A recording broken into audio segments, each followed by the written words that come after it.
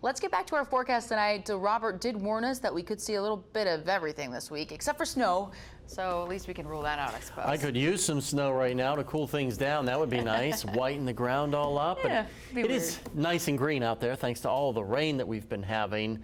And we're going to get more rain. It's in the forecast that you'll see here in just a minute. Right now, we'll take a live look outside to Fayetteville. Things are nice and quiet. Just a little bit of dusk hanging on this Monday evening. 82 in Fayetteville today, a degree shy of your average for this time of the year, which is 83 for June 2nd. Look at that record low set back in 2000. 44 for June 6th is a frosty morning.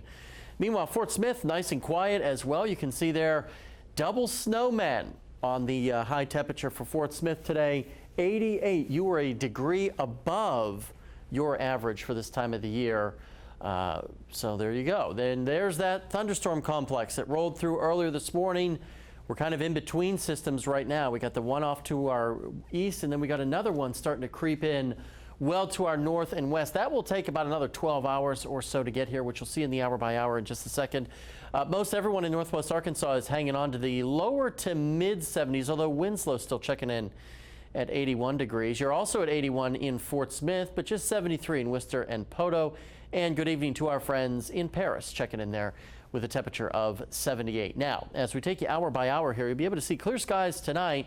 But as we get toward the morning hours, we're going to have another one of those thunderstorm systems that should slide by to our west, but it'll be big enough that maybe a couple of fingers of that thunderstorm complex make it into northwest Arkansas and the River Valley with some light rain, maybe a brief rumble of thunder, not nearly as significant as it was this morning, kind of along this boundary. Then we clear out for the afternoon, as we've been doing, before we get toward Wednesday morning, and we watch the movement of another thunderstorm complex right on our doorstep. Now, this is a new model data. This is a dramatic change from earlier, where it was due to our due west and moving toward the east. This model has it coming from the northwest and sliding across the area. We'll have to see. The models really struggle with these thunderstorm complexes, but they don't struggle with confidence in above average temperatures, which looks likely here 6 to 10 days out, as well as 8 to 14 days out. So make sure you got those shorts and flip-flops ready to go. It's going to feel like summer